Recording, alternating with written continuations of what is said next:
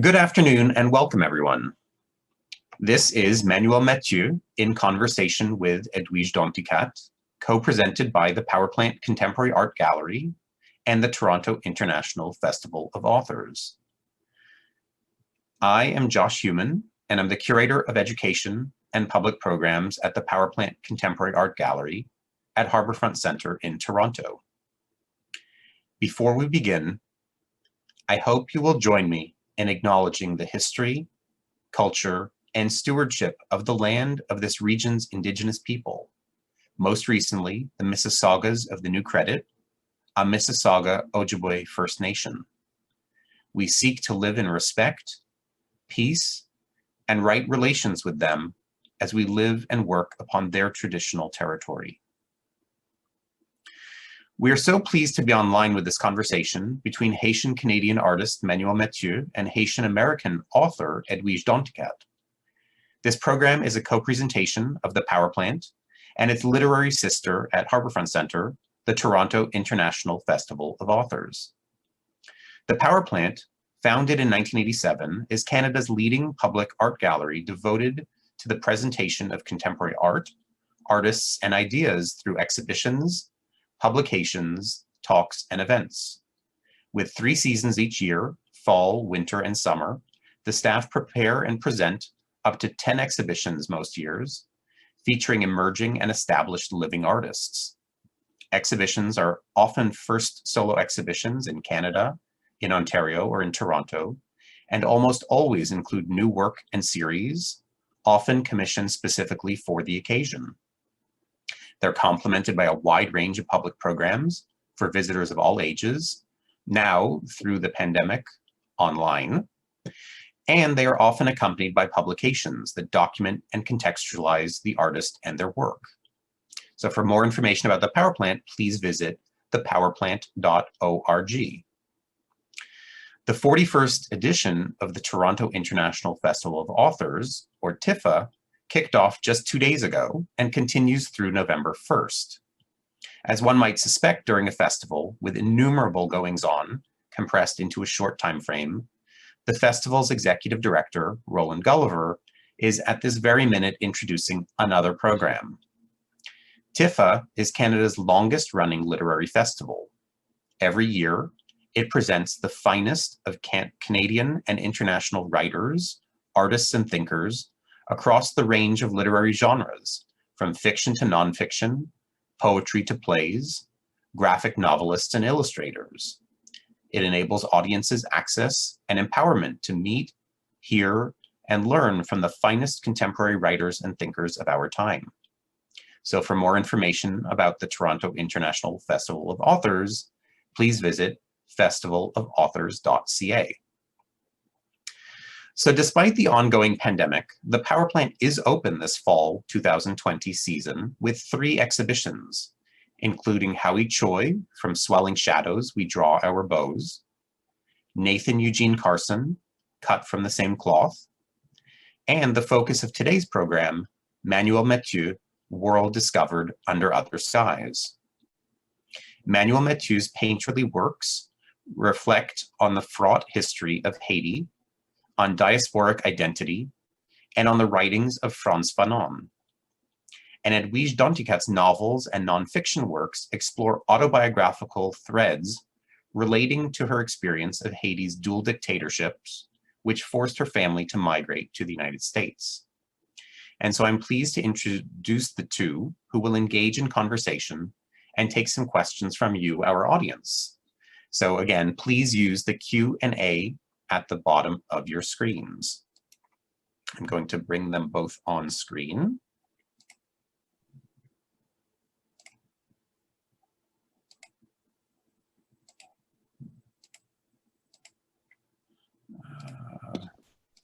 Hi, everyone. There we go. Welcome. You'll have to sit through your own introductions, so here we go. Edwidge Danticat is the author of numerous books, including Breathe, Eyes, Memory, Breath, Eyes, Memory, Krik, Krak, Claire of the Sea Light, The Art of Death, a National Books Critics Circle finalist, and Create Dangerously, The Immigrant Artist at Work. Her memoir, titled Brother, I'm Dying, was a 2007 finalist for the National Book Award and a 2008 winner of the National Book Critics Circle Award for autobiography. She's also the editor of The Butterfly's Way, Voices from the Haitian Diaspora in the United States, Haiti Noir, and Haiti Noir 2, The Classics. Other writings include 7 books for children and young adults, a travel narrative, short stories, and essays. She's a 2009 MacArthur Fellow, a 2018 Ford Foundation Art of Change Fellow, a 2018 winner of the Neudstadt Prize, a 2019 winner of the St. Louis Literary Award, a 2020 United States Artist Fellow, and a 2020 winner of the Vilceck Prize. Boom! Her most recent book, Everything Inside, Stories, is a winner of the Bocas Fiction Prize, the Story Prize, and the National Books Critics Circle Fiction Prize. So thank you so much and welcome, Edwidge. Thank you. Thank you. Thank you. And Mathieu, this is his first solo exhibition at the Power Plant, curated by Amin Al-Sadin, the Nancy McCain and Bill Morneau Curatorial Fellow, and it features new and past works, including paintings, drawings, and ceramics that shed light on Haiti's internal turbulence in the post-Duvalier era, as well as its relationship to the world. The Power Plant's exhibition is made possible thanks to incredibly generous donors and supporters, and so we acknowledge lead donors, Stephen and Linda Latner, major donors, Fons Hamelins, Pamela J. Joyner, and Jay Smith and Laura Rapp, support donors, Bita Douagou, and Maziar Mortazavi, Andre Dufour and Fanny Rodrigue, Linda Frum and Howard Sokolovsky, and Yad Anrula Shimele. Our arts partner is Quebec Creates, and additional supporters include Galerie Hugues Charbonneau, HDM Gallery, and Kavi Gupta. The Power Plant's exhibition coincides with Manuel Mathieu, Survivance, at the Montreal Museum of Fine Arts, curated by the museum's curator of Quebec and Canadian contemporary art, Sylvie Lassette. A catalog documenting both exhibitions with photos and essays, including an essay by Edwidge Danticat, will be published in French and English and will be available later this fall. Other recent solo exhibitions by Mathieu include HDM Gallery in Beijing, the Armory Show in New York, and Institute of Contemporary Art London. And recent group exhibitions, where Edwidge encountered Manuel's work in person, include at the Perez Art Museum in Miami, Art Basel, and at the Grand Palais in Paris. Mathieu received his BFA from Université du Québec à Montréal and his MFA from Goldsmiths at University of London. He was an artist in residence at Akademie Schloss Solitude in Stuttgart, Germany, and the Pamela Joyner and Alfred J. Giuffrida residency program in Sonoma, California. Mathieu is one of the artists to receive the 2020 Sobey Art Award. So welcome, Manuel. And so now I will turn things over for our online audience. So Edwidge and Manuel, it's all you. Start tango. Yeah. Thank you. Hi, it's like passé. Nula. I'm very happy to be here with you. You have no idea. Yeah, I have so much respect for you. Like, thank it's you. unbelievable. Like ditto. Unbelievable. So let's start this. So how, this is kind of how we, aside from other ways we could start, honneur, respect. Yeah. Kijoye, like how are you doing? How are you coping with what's happening? Pandemic? Yeah. I mean, reality is it's very painful. There's the energy around right now is very there's a lot of pain and uncertainty around. I'm talking about several places, you know, we're talking about in Montreal, especially in Haiti, what's happening politically. So it's something that is very kind of inhabiting me. And, you know, I try to stay positive with that. I try to do my work with that because that's the way I kind of find peace in my own existence. But it's a difficult time. You know, I don't feel it daily on my daily maneuvers, but I can feel there's something happening. You know, yeah, there's something happening. Mm-hmm. That is not.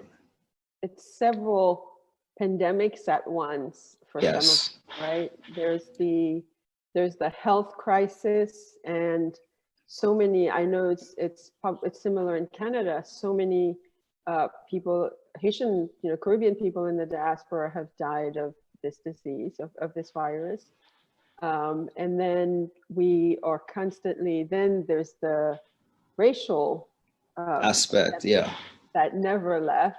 And as you said, there's the concern in Haiti that, you know, with the situation, you know, growing more and more alarming with the gangs and, you know, and the people, you know, I'm seeing all the SARS protests in Nigeria. It's like Haiti's had these so many times for years, for like almost 2 years now.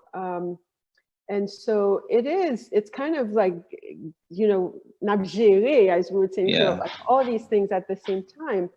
How do you see that?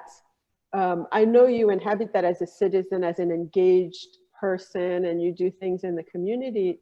But how does that factor, how do you work with all of that swirling around? It's something that is, it's something that to be honest with you, I try not to stay in the present when it comes to these kind of things, because they become kind of clouds over the connection that I have with myself and my work. You know, for sure, there's a need to be present, to support my community and to make a difference in the ways that I can. But when it comes to my work, I try to approach it in a way that is not necessarily tied to what's happening directly, because it can really create a disconnection.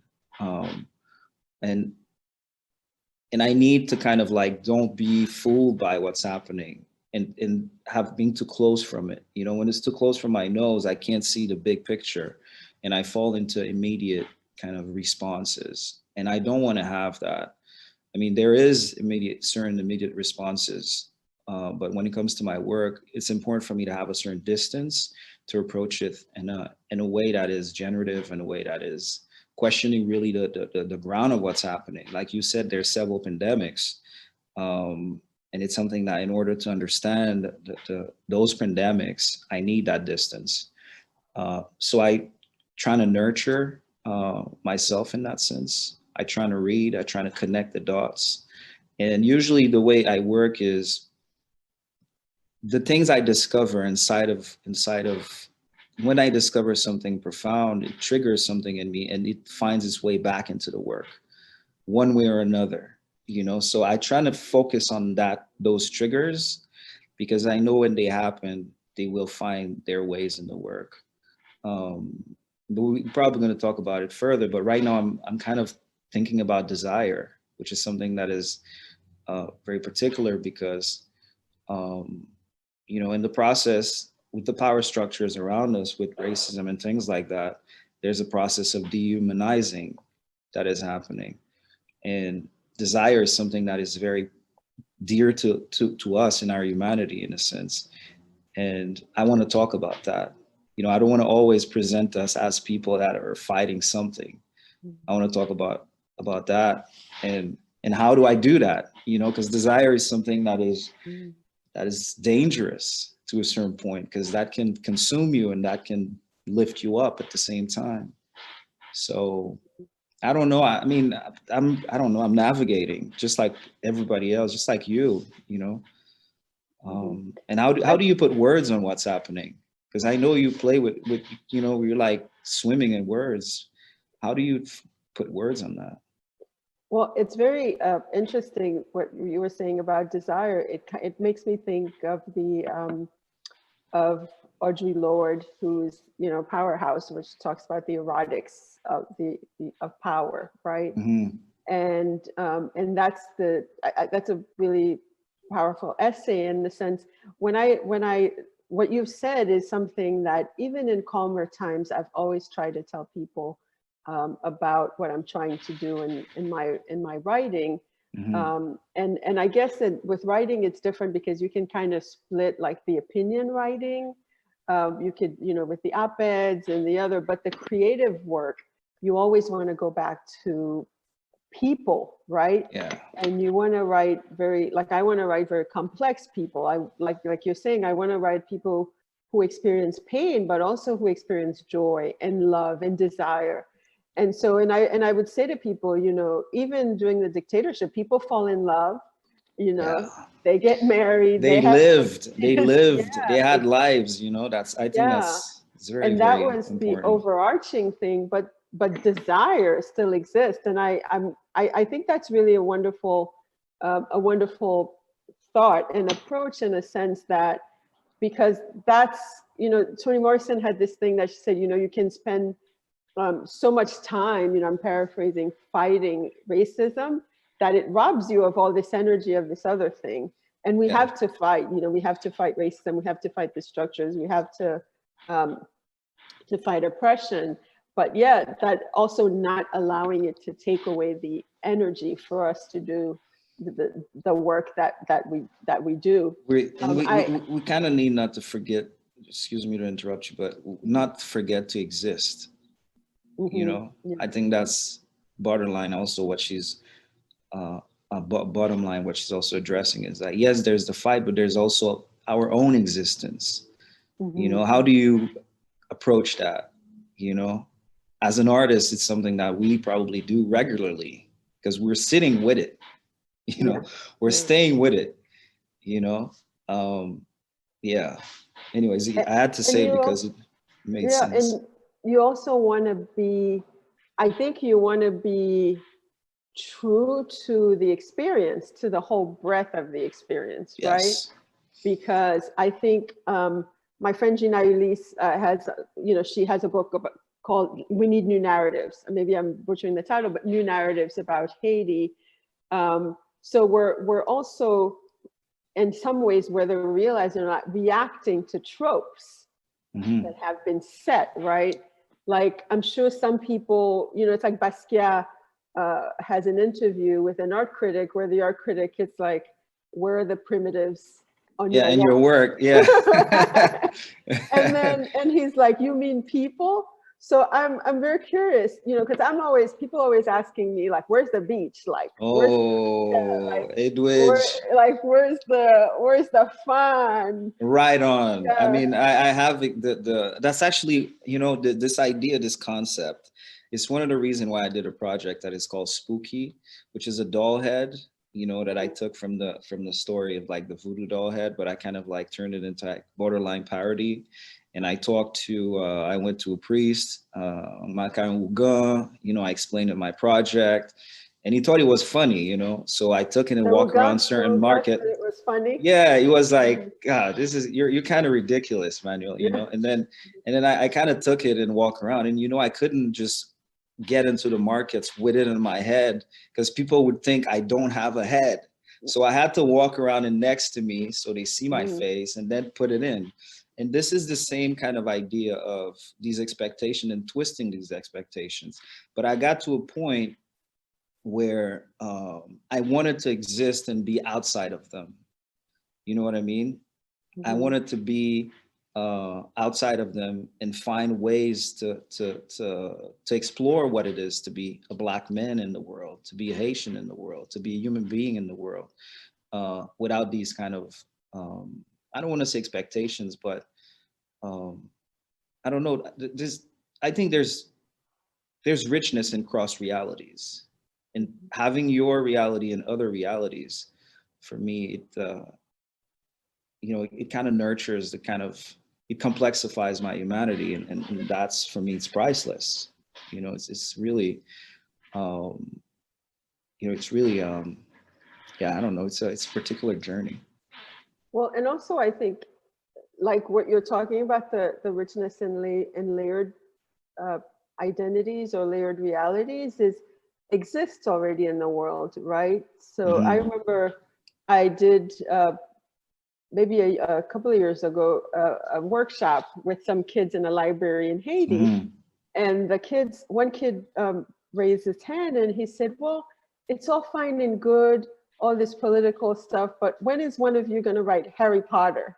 Or like, and the kid was like, "When are you going to write something like Homeland?" Yeah. And I was like, okay, I mean, I see you see that sort of merge already. There's like people are pulling from, from a very similar pool of cultures. They think we're isolated, right? But, the kids don't see themselves as isolated. They see themselves as part of this global culture. That's it. Yeah, And whether they've been boxed or repressed or left out. But they also see Homeland and Harry Potter and the rest of it as part of also like of their storyline, and that, to get to, I mean, to think about this idea of what is coming in and out of my work, because I remember you were telling me about my style, what is the style that, how do I got to that particular style? Well, there's something that is called in editing, it's called cross-cutting. It's kind of a technique where you actually editing several actions happening at the same time. Let's say there's like a burning house and there's a cat in the house, and there's a frame where you see somebody outside screaming and the house is burning, and then you see the cat inside. These actions are happening simultaneously. And that's kind of, when you multiply these, we are actually, I'm experiencing myself as, I'm carrying Haiti with me, and I can emotionally be present in Haiti right now, and emotionally be present in Montreal right now, and emotionally be present in London right now. And when you're carrying all these kind of perspectives, that's also how I carry artistic languages, like when I understand color field in the relationship with architecture, and how this understanding can reflect in the peristyle, or the colors of Jasmine Joseph, how can that relate to Bacon's paint colors, and the understanding of space and things like that. And I think for me that's this idea of cross-cutting is really important, because I don't just take things from several places. The same way I don't choose things from these realities of being in Haiti or things like that. I am actually affected by them. And when I'm affected by them, then I change by them. And therefore they get into each other, to become that one experience, because I cannot separate them. When I think about my father now in Haiti, I'm like, what is he doing? And I know his reality. And I'm in his shoes at that particular moment. And then I hear someone screaming out there or calling my name, and then I'm back in Montreal, and then we're in Code Red here. So all of that just creates and it's hard to put words on it, because it's something internal. This kind of layering happens in a sensitive way, physical way, And yeah, others have tried to word it too, like Desperce, who has said that when he's in France and he looks out the window, he sees Jacmel. Yeah. So he hasn't been there in decades. And Basquiat, who did say to that critic that, Africa lives in him, and you'd have to not be able to not see Africa in the work. So I'm a bit curious, like, about your journey. How did you, we say Haiti's the land of artists. You see art everywhere. Yeah. But that doesn't make everybody an artist. Like, how was your particular journey to becoming an artist, and how did you land on your style, or is that an evolving style? So, well, I met Mario Benjamin. Mario Benjamin is the cousin of my father. I met him, I was 15 years old. I mean, I've seen him several times in family gatherings. When I met Mario, I was 15 years old, and Mario's a genius. All right, this guy will forever be a genius for me, and he's so ahead of his time anywhere in the world. And he introduced me, give me books. It started really, somebody so generous. He gave me books, catalogs. I was doing an installation in my room and my mother thought I was going crazy. And Mario would kind of give me a book about people having crazy and fucked up rooms, you know, and be like, look at these people, you know. And then I understood that there's a language around that way of being. And what really stayed with me is, and I was, you know, he's really passionate. So he was introducing me to really tough artists, you know, like Bacon or Peter Witkin or Mona Atoom or Boltanski. And I was fascinated by the idea that these people could live from something coming out of their souls. You know, this is something I was like, and for me, the soul is like abstraction, right? It's infinite. So I was like, how can that even be possible? You know, how can they feed the world and nurture themselves with something that they just live on? And I was like, this is at 15 years old. I was like, this is how I want to live in the world. And from that moment on, I didn't look back because I was like, it doesn't make sense for me to live in any other way. And obviously I didn't know the politics around the art world. I didn't know that all these catalogs were just white people, you know, that there weren't no artists. There were no artists. That was, you know, maybe Basquiat at the time, but that was the only person that I could, but it's good to stay naive to a certain point because you make some leaps of faith that definitely gets you further than if you knew that this world is not designed for you yet or designed for you, period. But I was lucky enough that I started working with Mario because Mario, he didn't nurture me with any kind of limits or differences. You know, it's kind of like you can be whoever you want to be. You can do whatever you want to do. And that stayed with me to this day, where when I'm doing those cross-cutting realities things, when I'm touching, I don't know, Mona Atoom's work with Giotto's sculptures, you know, there's something right in the middle, just when you're doing editing, you're doing, when you're kind of like touching different things, you're right at the border. That's how it shapes itself for me. And then from now on, from that point on, I just kept going and trying and exploring, and I'd fall into made mistakes, fall into holes. But then today, I think it is where I am, and I have my own. You know, I've developed my own creative process. I've been in touch with it. I've learned from different artists.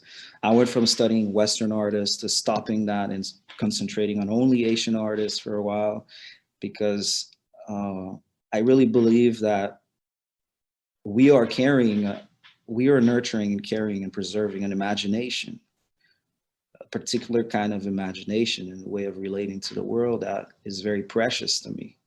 And that is unique to me. I haven't seen it anywhere. That's why I have a problem when certain artists talk about Haitian contemporary art. I'm like, why don't we just call it something else that we invented, that is ours, you know? Because it's always giving power when we're giving that possibility. Because I tell friends, like, the Louvre comes in and buys a Haitian artist and he says he's a contemporary artist. The Louvre decides where it goes. He might go to design, he might go to artifact, he might go to contemporary artist. But, you know, that's giving power. Well, if we come with our own thing, with our own perspective, our own labels, we're also claiming kind of a certain power. And I think that's important. I think it's possible. I mean, I believe that. And I have a question for you, actually. In your creative process, how do you, like, what it means to you to take risks? Because I know you're like, we're in the invisible world. We spend more time there than anywhere else. Yeah. Well, I think it has to, I think the work has to feel a little bit risky for me. I have to be a little bit afraid of going to that place, or it has to feel a little bit risky. I get very suspicious if it too easy. Yeah. And there are moments where you have those, like those blessed moments where the thing just flows out of you.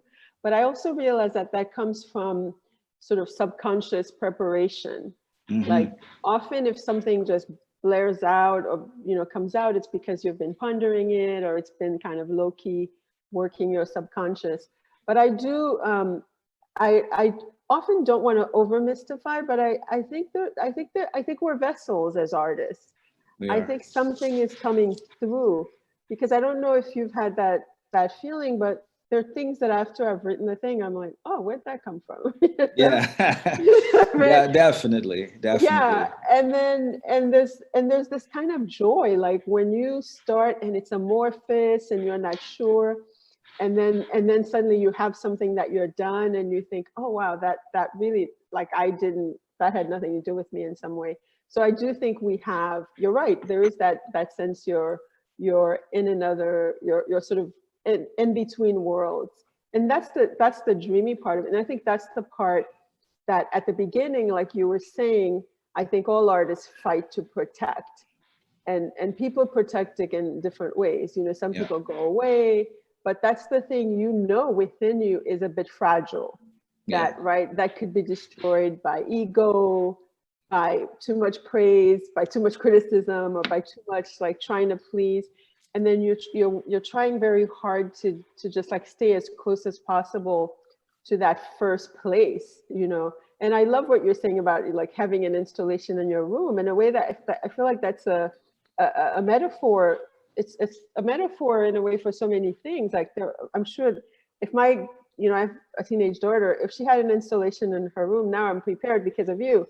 But, but I would love to talk to her, because, you know, and I mean, navigate that idea, you know, because it is so, I mean, yeah, I mean, it depends. So what was it like? That's what I'm saying, right? Because I had like, oh my God, I had like a bamboo stick in the middle of the room with condoms pending, like with condoms like hanging with a skull, like an actual skull on my subium, you know, like the colors I invited people to sign. I had like, it was actually, to be honest with you, it got to a point where it reflected exactly my mental space.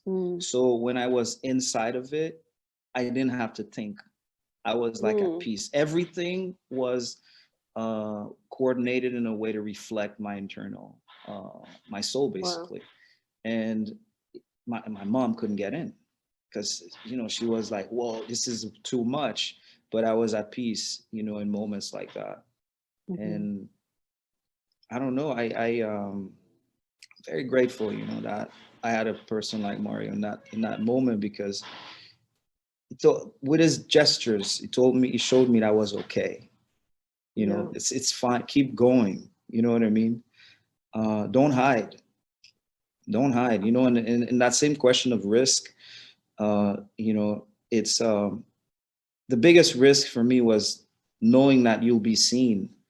You know, and it's good. It's a good risk, but it's a moment when you touch something that you know that is so deep inside of you, and you know, like, wow, am I gonna show this? You know, am I gonna touch this in a way that people connects with? And the best way for me to kind of make the jump is when I have a feeling of urgency. It's kind of like, I'm afraid, but the urgency is so deep. I'm like, it has to happen. Yes. You know? Yeah, that is a very important point, because I think, especially, you know, now my book Create Dangerously is taken from a speech by Albert Camus, where, you know, and then his talk was called L'artiste et son temps, but it was translated as Create Dangerously. And he says that, you know, the artist is always in the amphitheater. And now the amphitheater is so big, right? With the internet, and there's just, you know, this thing that we're doing now will live for a long time. So that risk, that element of risk does feel bigger. And you're right, I always feel that too, like there has to be a sense of urgency, right? It's like, I really, like something that is so big that it drives down the fear or or the fear of embarrassment, the fear of failure. It's like, maybe I won't do this right, but it needs to be done. So like that raw urgency, I think it's very important as part Was of it, was it how you started working on the Duvalier era? Like Well, how did you? the Duvalier era, which is something that is also in your exhibition. I started working on from people in my family, and it's just like what you have said. I think every family had this sort of quiet approach to it, and migration. So my father, the first time my father went back to Haiti, I had been going to Haiti as soon as I could by myself with student groups, but my father never went. He didn't go for 27 years. And one year I said, I'm taking you to Haiti. And he said, I don't have it. He's like, I don't have anybody left. And then through that whole thing, then he started talking about his friends who had been arrested, who had died, but he had never, in that whole time. So there was a silence around it that was really, that I wanted to broach, and what that meant to, the next generation. And I think every family had a story like that wasn't being told. And I just, my father is not the do breaker. People, that's the thing of also autobiography. People think your writing is autobiographical, but he was one of those people who just really was silenced by his experiences in Haiti. So many people though. Yeah. So many people. Yeah. Is that how you came? Because you have a very unique, you were born in the 86. same year that Yeah. you were born at the end of the dictatorship.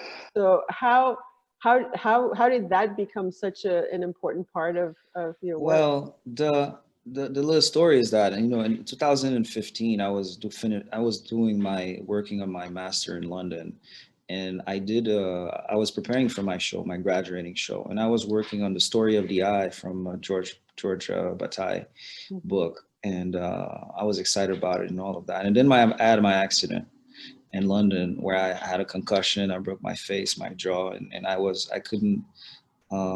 my short-term memory for a while also. And I had to go into therapy and whatso. And in that process, I had to stop and look back and ask myself questions like, if this was my last show, because I could have died at that point, would I be making work? And that's where the urgency comes in. I ask myself, if this was my last show, because I think it's a good thing, it's a little bit dramatic, but if you were to do your last book, would it be about what you're working on right now? And if it's yes, then you're on the right path. Because I asked myself this question and I was, no, this is not, I'm not going to be, if I was going to die, I'm not going to make this show about George Bataille. And then I had to sit down and ask myself, what is it going to be about? And at the same time, my grandmother was dying, and I thought a lot about that.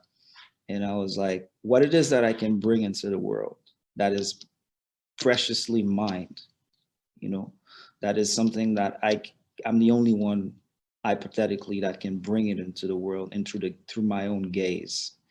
And I started asking myself questions about my own history, about where did I grow up? How did I grow up? Why was I exposed to so much instability, political instabilities, violence, and things like that? And then I was like, okay, I need to look back. And as soon as I started looking back, I understood that we just came out from a 30-year dictatorship. You know what I mean? There was a massacre, I think, the year that he left, which is in '86. So that's the country I was born in. And we don't talk about that history in Haiti, not enough, we don't, in schools, we don't talk about it. It's not something that we address. And the problem is, it's because certain people that benefited from it, they're still in the country. They're still in somehow in power, and obviously, so they don't want to talk about that.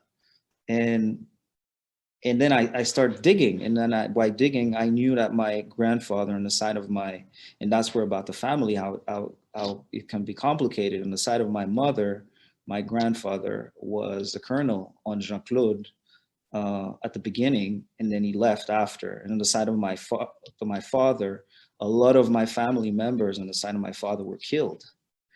and my mom and my dad, they're together, you know? So within the same family, you have a certain sense of protection and a sense of a bloodshed, you know? And then we're kids of these people, you know? And then we're in the world. How do you compose with that? So I decided to, okay, I want to talk about that, but I don't want to talk necessarily about it in a very obvious way.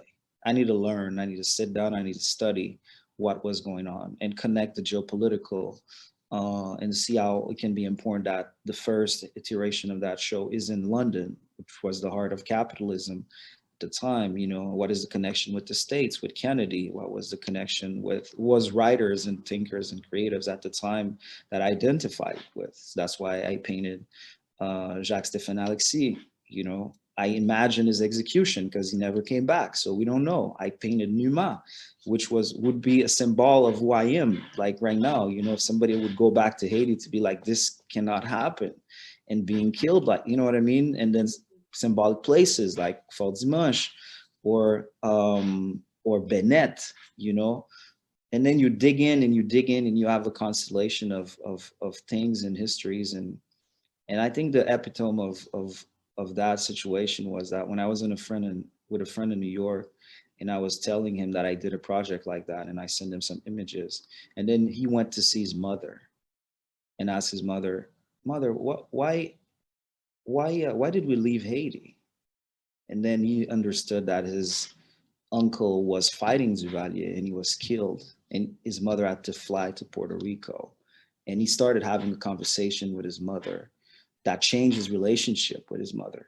And it's at that moment that I understood what I was actually doing. You know what I mean? Because before that, I didn't understand that approaching it like that was so important to others and not just finding answers, you know? But yeah, and I'm still thinking about it. It's not something, it's like this one book that just keeps coming.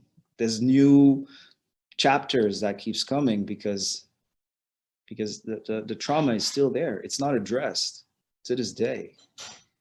Yeah, and to carry on with the book metaphor, I think it is, you know, sort of, there's, even to this day in Haiti, there is Duvalierism without Duvalier, and echoes of certain acts and, you know, recent massacres like in La Saline and in Bel Air, and student assassination, you know, things that are reoccurring, that are happening now. And I think one of the, you know, there are people who are sort of like, oh, leave the past behind, but the past won't leave us behind. That's what it is. And so I think that's that. And also there's a certain lack of revisionism too, that is happening among young people who never lived to that era. And then people are like, oh yeah, the rice was cheap, the streets were clean. Or, yeah, man, come on. And there's a kind of revisionism around it that I think even requires this repeated, you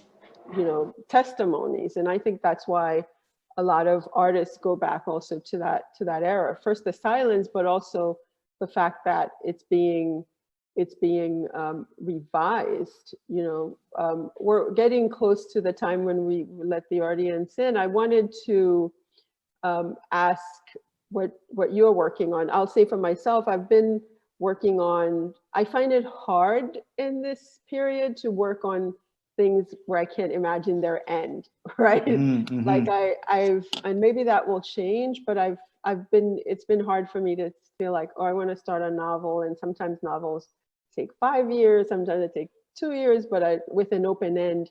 So I've been writing shorter pieces, like the piece I had, you know, the privilege of writing on your work, and other pieces. So that's what I've been doing, I feel like, as a way to kind of contain the experience of writing, as opposed to just like, because I do feel very, like, I feel strongly this kind of, I live this uncertainty in a way that makes it hard to be optimistic, frankly. Yeah.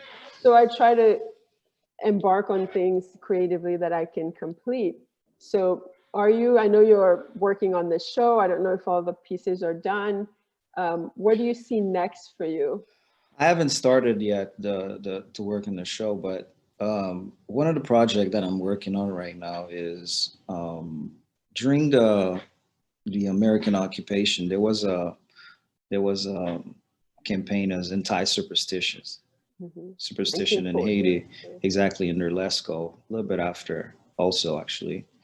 And they destroyed a lot of sacred places and a lot of sacred trees, which was the Mapou trees.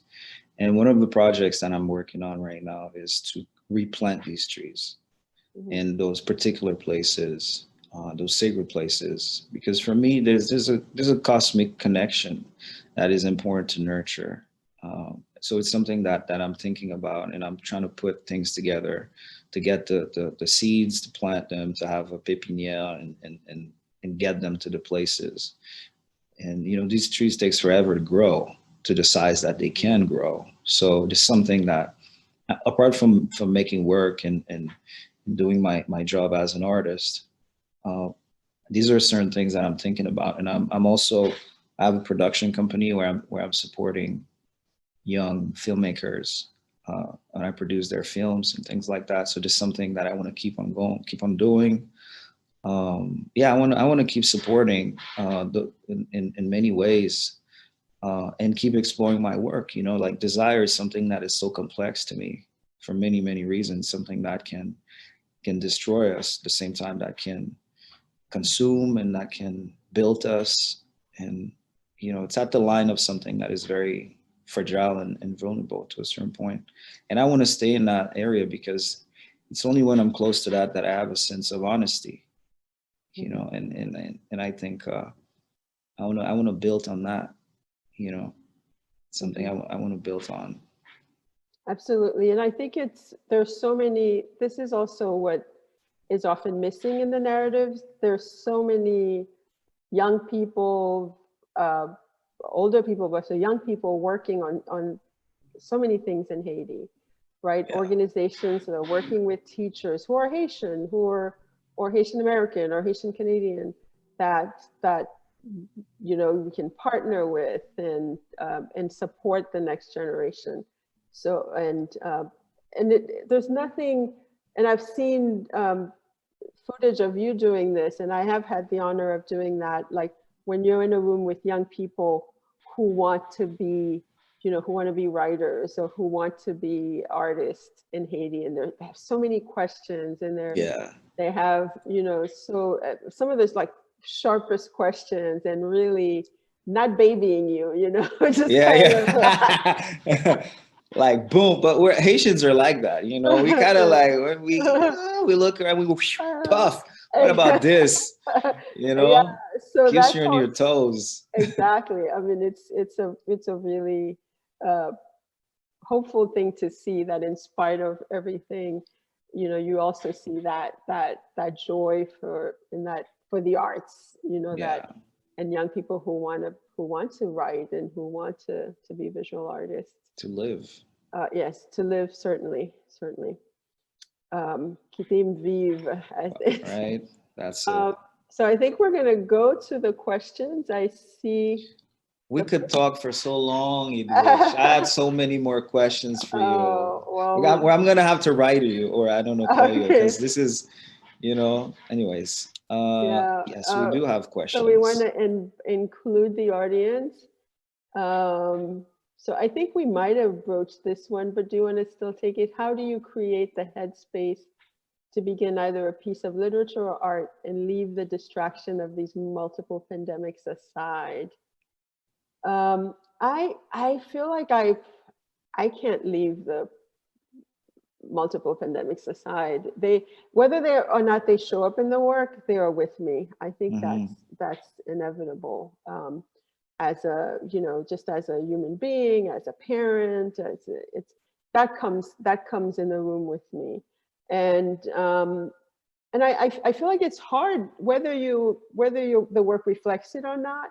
You might be reaching, whether you're writing about the past, you'll still reach for, you know, there's something about the concern of so the precarity, and Manuel said it.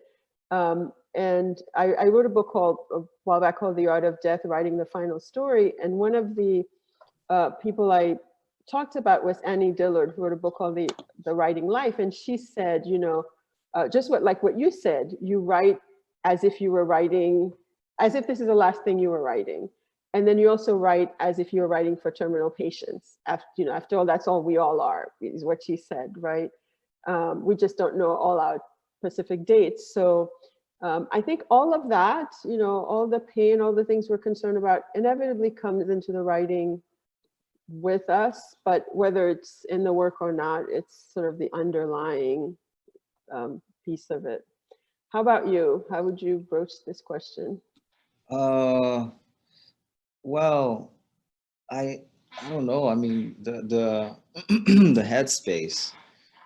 I cannot separate it because I'm very sensitive to energies around me. And right now that I'm walking around the city, I can feel there's something that is not, there's something happening that is, you know, borderline from a universe level that is just not flowing. And this is, when I'm actually starting work, I try to stay away from that because it's like the idea of working with emotions. I don't work with emotions in the studio. I try to stay away from it because when I get into emotions, I'm experiencing the work through a particular gaze. While I need the space open to any emotions. And from the work, there's kind of like a back and forth, and then things appear.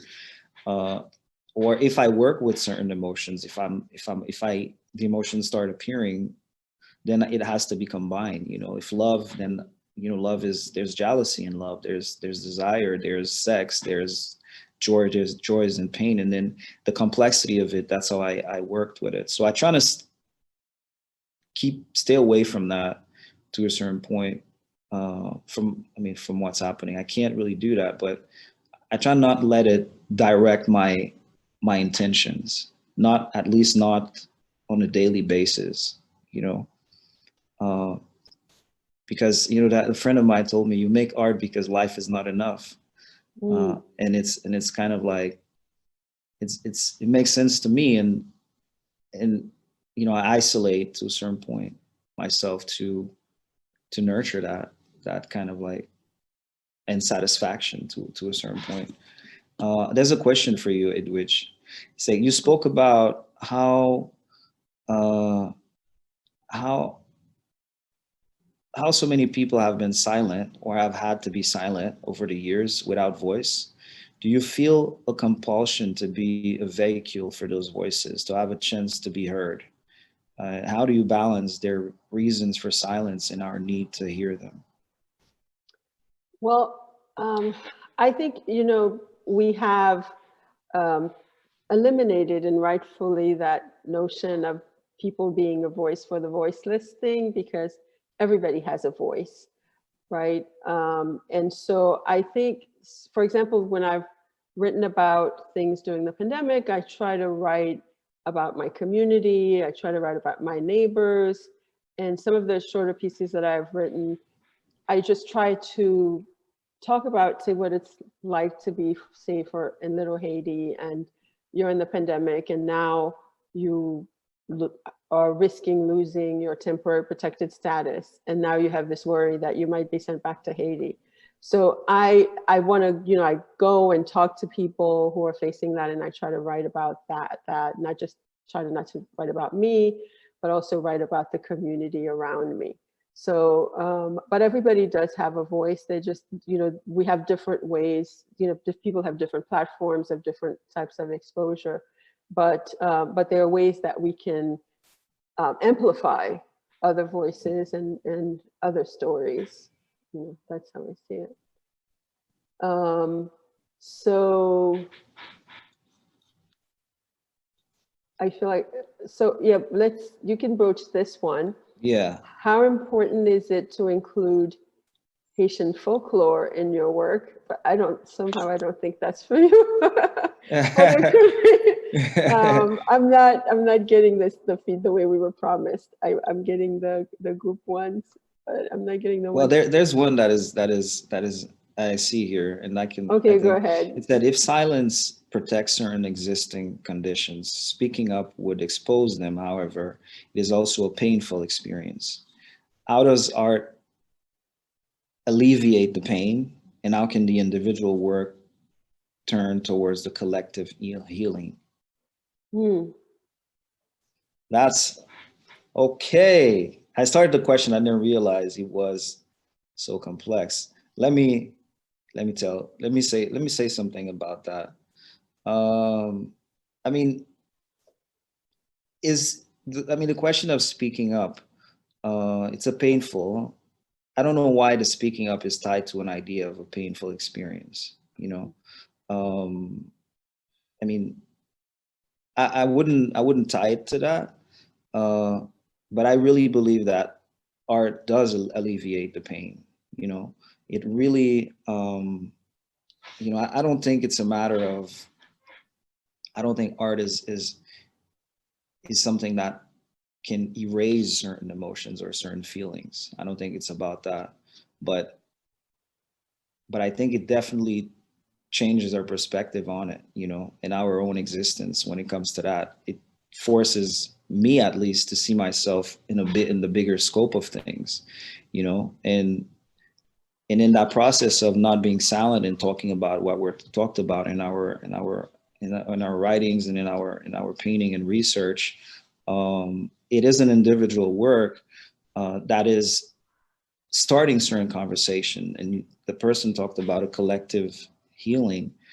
It is also with what we do, we are creating a space for that collective healing, and coming from a very personal experience. And you know, that's one of the things I admire about what you do, Edwidge, is that you dive into different souls, you know, and you kind of, with your sensibility, you see them and you bring them to light in a way that makes me connect with them, and therefore live a little bit of their stories, you know. So create a bridge of empathy that affects my humanity in that sense, but also changes my understanding of certain narratives, you know. And so in that sense, it creates a real art, what we do, you know, alleviate the pain, and what we're doing as artists, I think, contributes to that. We're not the only people in society doing that, but I think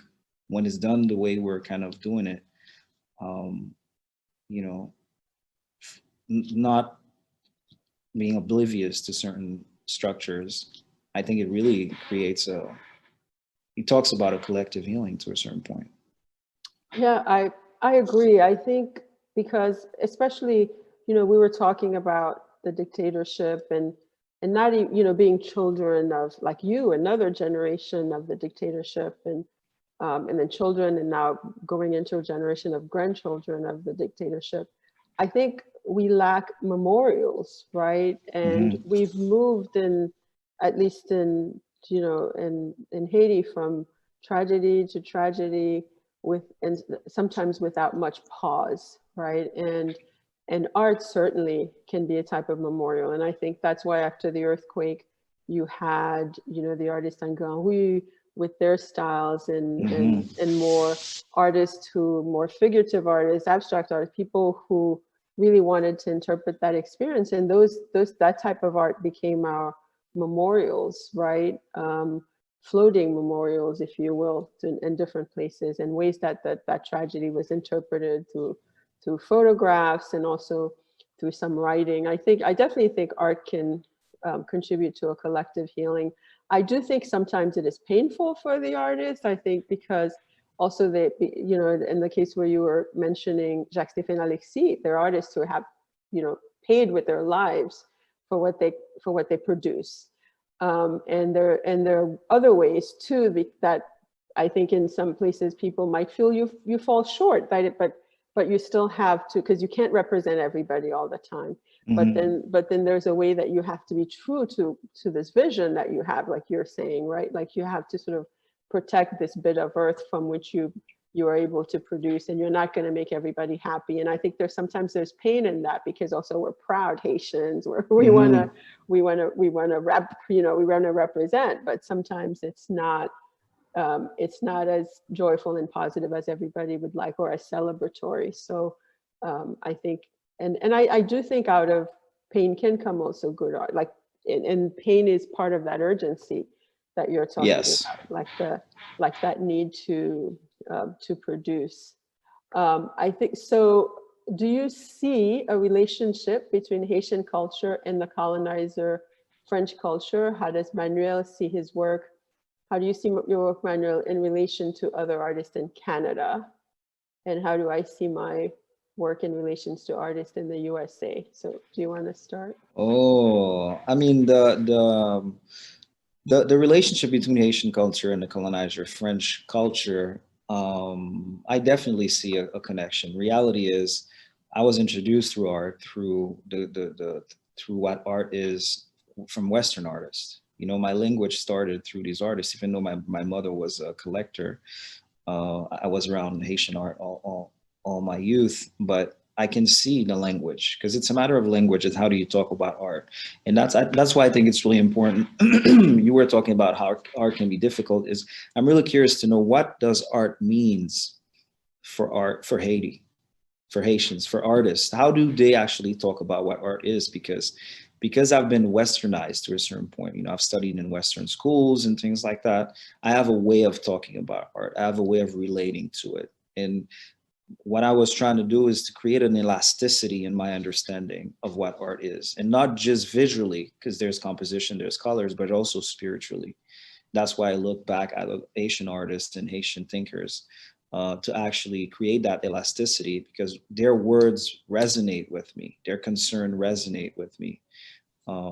So I understand, I completely, I can see the relationship, and I'm trying to have a healthy relationship within myself, carrying these kind of understanding of what art is, and push the boundaries in both ways. You know what I mean? For example, in Haiti, I don't show my work there anymore. I don't have shows, because the way that the structure is very vertical, in the sense that you show certain places and not everybody have access to it.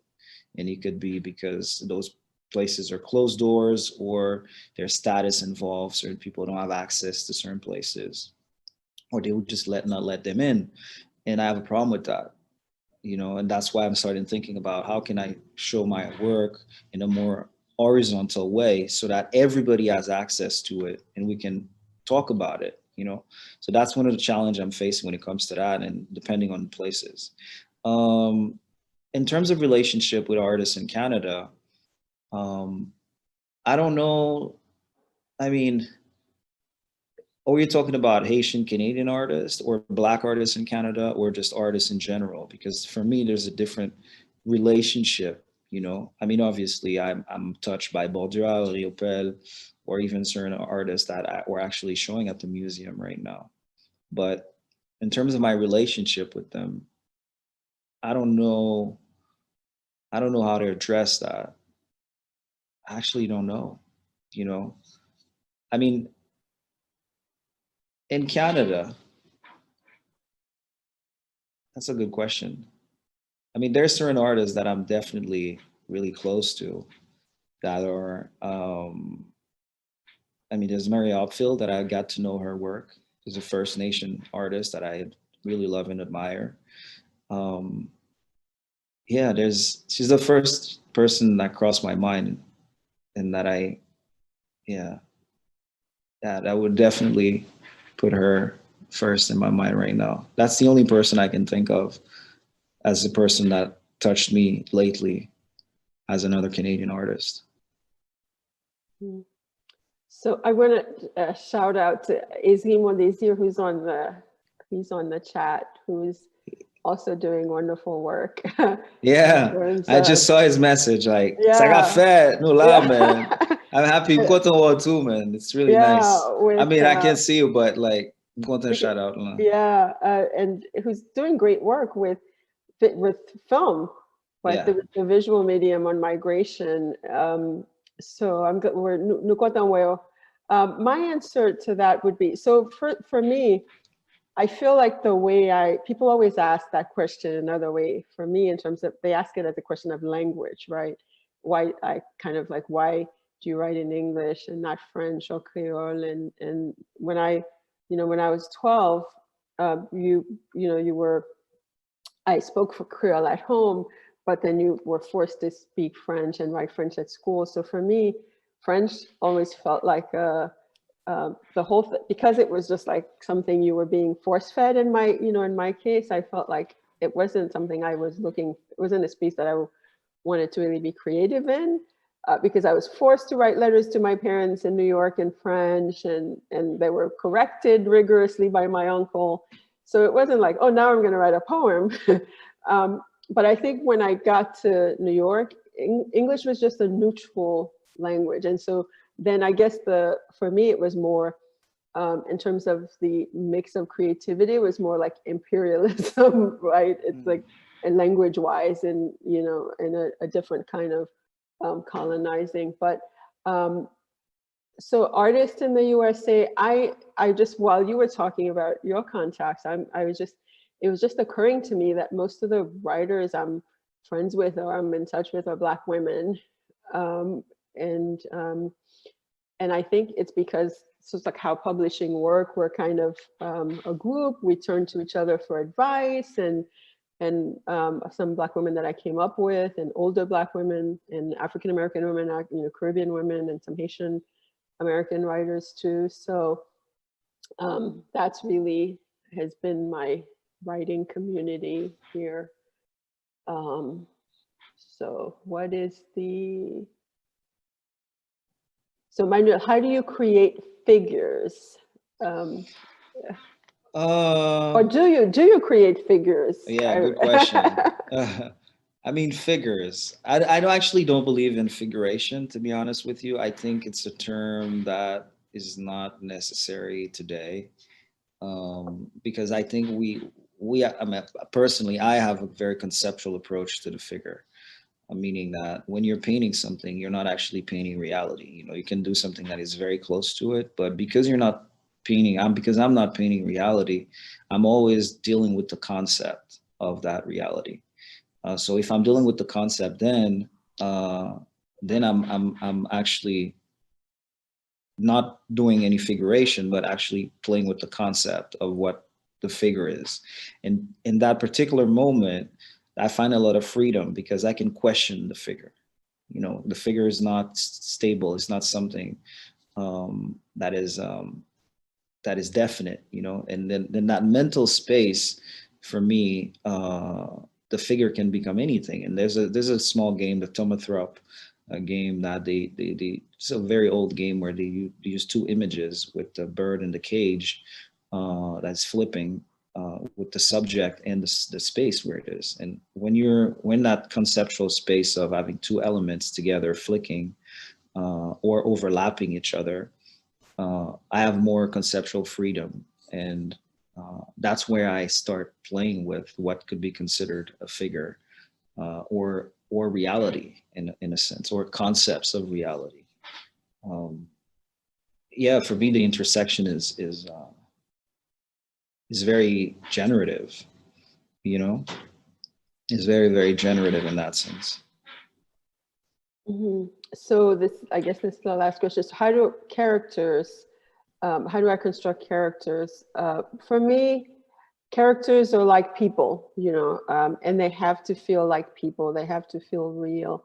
And of course, it's like the relationship we have with people. There are people we meet and we think, oh my gosh, it's like I've known this person my whole life. Yeah. And then there are people when you meet, you have to more tease them out.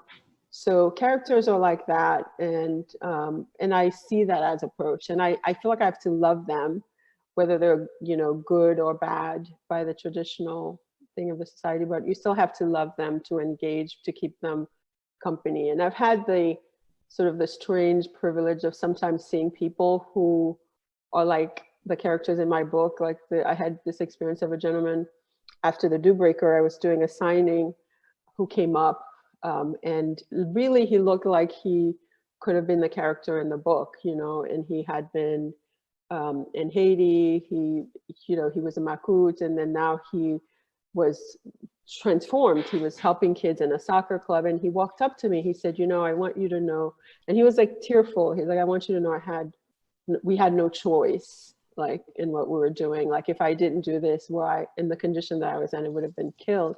Mm-hmm. And for me, it was like, you know, it's like, oh, I'm glad there was some humanity in that character, right? That I didn't just put a horn on his head and call him a devil, because everybody is very complicated. So that's the work of character. Like you have to try to get to this human level. And I wanted to, before we close this question on how important is it to include Haitian folklore, Haitian folklore and is even what's called folklore, which is kind of make-up folklore. The combination of both is very important for me, because I feel like when I left Haiti at 12 years old, that's what I had most was stories. Mm-hmm. And I try to certainly use the structure of that storytelling, but also the essence of it. Because Haitian storytelling is in a way very wise. Like there's so many stories I was told that I didn't fully understand until I was in that situation, and like stories about girls' mothers dying. And when my mother died, I was like, oh, that's what I was told that story. Mm-hmm. So yeah, so absolutely folklore is a really big part of it for me. So any last final thoughts, Manuel? No, I would like to thank you, Edwidge, and thank the power plant and, you know, everybody involved for inviting us, because that was for me, very rich as an exchange. I was actually very happy to spend time with you, and I really hope that we get to spend more time together and talk about that, because you have a perspective that really enriches mine, you know, and for me that's priceless. So I hope we'll cross paths again very soon. Yes, thank you. And I want to thank Tifa and the plant folks too. And thank you, Manuel. This was great. I hope it's one of many conversations to come. Yes, please. Face to face when people we can travel. again. Yeah, like you're the first person I'm visiting when I get to Miami, you know. Yes, so thank you. And thank you everybody for coming. For joining, yes, definitely. Yeah, for spending your Saturday afternoon this way. With us, yeah. Yeah, thank you. Be safe. Yes, definitely. Be good to yourself. Well, great. Well, thank you so much, Manuel Mathieu and Edwidge Danticat, for joining us today for this amazing conversation. So much to mine from both your works in visual art and in literature, respectively. Again, this program was co-presented by the Power Plant and the Toronto International Festival of Authors. So please check out thepowerplant.org and festivalofauthors.ca. Have a great afternoon, Manuel. Have a great afternoon. Thank you. Edwidge. And to all of our audience members, have a great afternoon, and please stay safe. Bisous, guys.